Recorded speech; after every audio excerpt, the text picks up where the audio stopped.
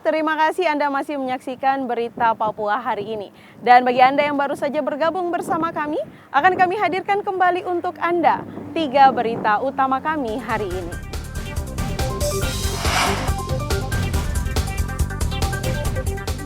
Terbakar api cemburu, seorang pria di Jayapura tega menghabisi nyawa pria yang ia duga berselingkuh dengan istrinya.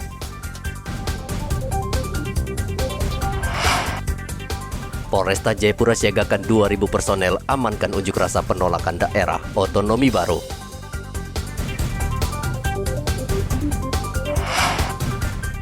Pedagang makanan siap saji keluhkan mahalnya minyak goreng.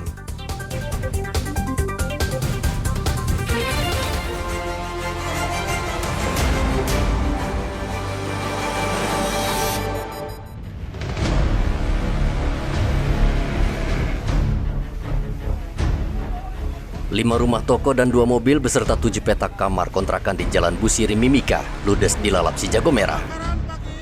Kebakaran itu diduga akibat kelalaian salah satu pemilik rumah. Dari keterangan salah satu penghuni kontrakan, api berasal dari parkiran mobil. Diketahui saat itu pemilik rumah sedang menyedot BBM dari salah satu mobil dan tiba-tiba terjadi kebakaran. Pemilik rumah beserta penghuni kamar kontrakan berusaha memadamkan api, namun usaha mereka tidak berhasil. Mobil pemadam kebakaran dikerahkan, namun api sudah keburu melahap seluruh bangunan rumah. Pemilik rumah hanya dapat menyelamatkan diri dan tidak ada satupun barang berharga yang dapat diselamatkan. Kebakaran tidak menelan korban jiwa, namun kerugian ditaksir mencapai ratusan juta rupiah.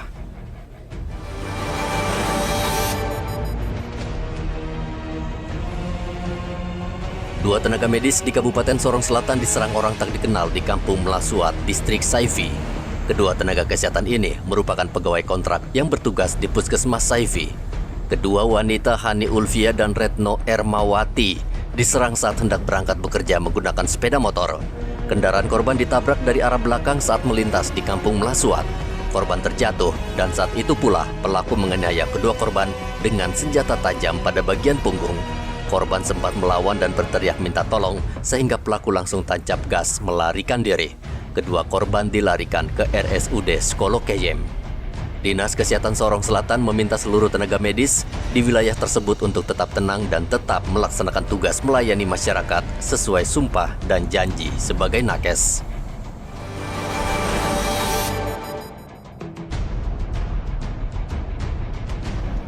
Dua pengendara motor di Merauke tewas dalam kecelakaan tunggal yang terjadi di Kampung Semangga. Lagi-lagi minuman keras menjadi biang kerok penyebab kecelakaan. Kedua pengendara diduga dalam keadaan mabuk dan mengemudikan sepeda motor secara ugal-ugalan. Mereka memacu kendaraan dari arah kota menuju Semangga, lalu sepeda motor terperosok ke dalam parit. Kedua pengendara sempat dibawa ke rumah sakit, namun nyawa mereka tidak tertolong.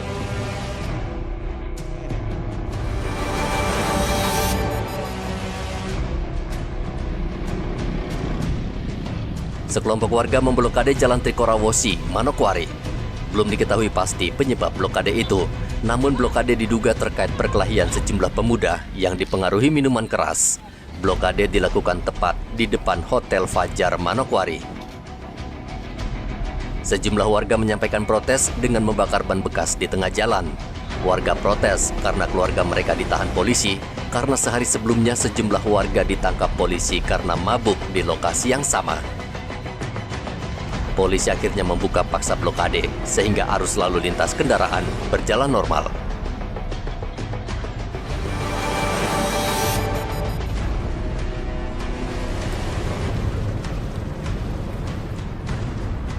Polisi kembali membongkar praktik perjudian yang marak di Mimika. Polisi menggerebek lapak perjudian King atau Angka di Jalan Cendrawasih SP2. Penggerebekan ini berdasarkan laporan warga yang merasa terganggu oleh perjudian di wilayah mereka. Apalagi judi King menggunakan pengeras suara hingga mengganggu ketertiban. Warga juga mengeluhkan sampah berupa kupon dan kertas yang bertebaran di sekitar lokasi. Belum lagi ulah peserta yang kerap mabuk minuman keras sehingga warga merasa terganggu. Polisi menyita barang bukti dari lokasi berupa papan angka, pengeras suara, dan beberapa barang bukti lain, namun pemilik lapak berhasil melarikan diri.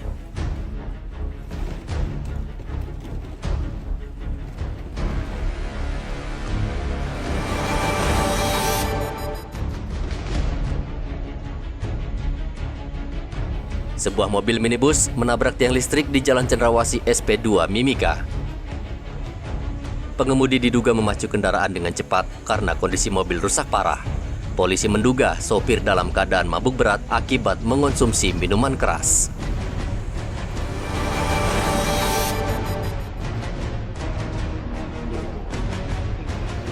Salah satu anggota kelompok kriminal bersenjata Lerius Murib tewas dalam baku tembak dengan polisi di lapangan Trikora, Kabupaten Puncak. Lerius sebelumnya terlibat dalam sejumlah aksi kekerasan, di antaranya pembunuhan 8 karyawan Palapa Timur Telematika April lalu. Kasatgas Humas Operasi Damai Kartens, Kombes Ahmad Mustafa Kamal mengatakan, ketika polisi berpatroli di sekitar lapangan Trikora, polisi tiba-tiba ditembak sehingga terjadi baku tembak yang menewaskan Lerius Murib. Lerius Murib merupakan anggota KKB pimpinan Bu Munggur dan Titus Murib. Selain terlibat pembunuhan terhadap 8 karyawan Palaparing Timur, Lerius juga membakar 3 sekolah yakni SD, SMP, dan SMA di Kampung Julukoma, Distrik Beoga. Lerius juga terlibat pembunuhan 5 warga sipil di Kampung Niporo Lome, Kabupaten Puncak pada 4 Juni tahun lalu, dan terlibat kontak tembak dengan tentara di Distrik Gome yang mengakibatkan 3 tentara meninggal dunia.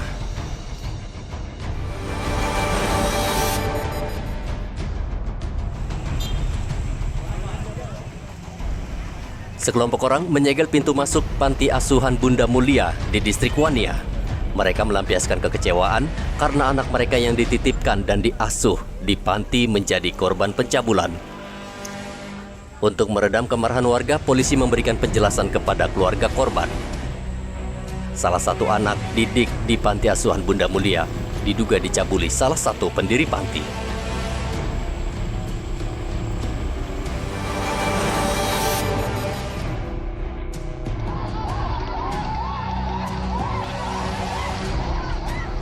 Sekretaris Daerah Kabupaten Sarmi Elias Bakai dianiaya sekelompok orang. Elias Bakai dikeroyok saat berdialog dengan warga yang memblokade jalan Trans Sarmi Jayapura. Saat itu Elias meminta warga membuka blokade jalan karena masyarakat tidak bisa melintas ke arah Sarmi maupun ke arah Jayapura. Namun warga menolak dengan alasan biaya pembebasan jalan tersebut belum dilunasi pemerintah. Warga yang emosi lalu menyerang dan menganiaya Sekda hingga Elias terluka di kepala. Polisi melepaskan tembakan peringatan ke udara untuk membubarkan massa, namun kondisi semakin tidak terkendali. Akibat aksi saling serang itu, Sekda Sarmi dan 3 polisi terluka akibat dikeroyok dan terkena anak panah.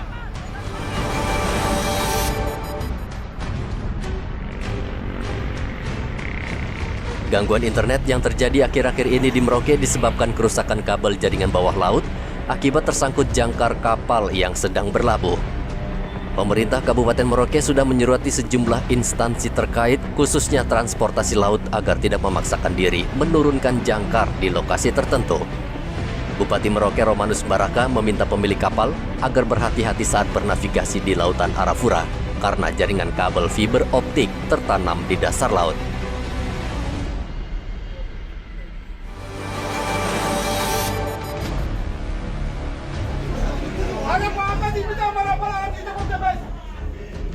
Puluhan tenaga kerja bongkar muat atau TKBM Regu 12 Pelabuhan Pomako mendatangi kantor Polsek Mimika Baru. Mereka mengadukan nasib karena upah mereka hingga saat ini belum dibayarkan bendahara. Mereka meminta polisi turun tangan membantu menyelesaikan sisa upah mereka yang belum jelas. Puluhan buruh juga membawa bendahara berinisial FJ untuk memberikan penjelasan di kantor polisi. Menurut mereka, seharusnya 35 buruh pelabuhan menerima upah kerja perorangan sebesar 5 juta rupiah lebih. Namun, bendahara hanya membayar upah setengahnya atau 2.500.000 rupiah. Setelah mendapatkan penjelasan dari kepolisian, puluhan buruh ini membubarkan diri dan mereka akan kembali menagih sisa upah sebagaimana yang dijanjikan bendahara.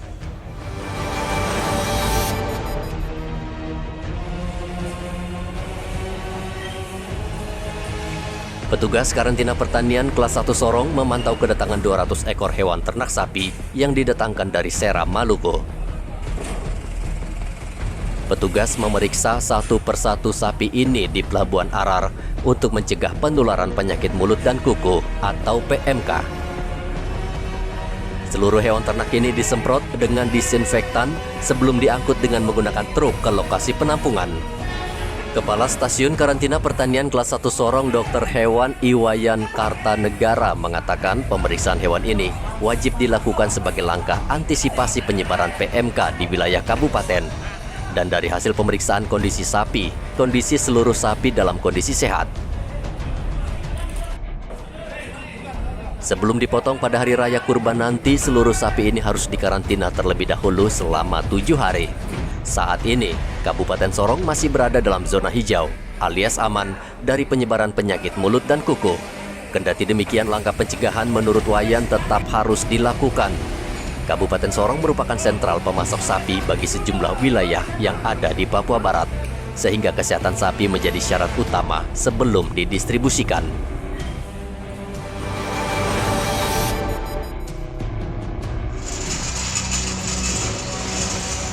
Dalam 2 bulan terakhir, jumlah kasus COVID-19 di Merauke mengalami tren yang baik, di mana tersisa 2 orang yang masih dirawat di RSUD Merauke. Capaian vaksinasi yang tinggi menyebabkan paparan sudah sangat minim. Direktur RSUD Merauke Dr. Mario mengatakan 2 pasien mengalami gejala berat dan sedang dalam pemulihan. Mario meminta warga tetap prokes saat berada di dalam ruangan dan terlebih lagi menyelesaikan vaksinasi jika belum divaksin, apalagi capaian vaksinasi ketiga masih rendah di Merauke. Pemirsa, usai sudah perjumpaan kita dalam Berita Papua hari ini. Bersama kru yang bertugas, saya Cynthia Deli mengucapkan terima kasih atas perhatian Anda. Selamat pagi, semangat pagi, Wanyambe.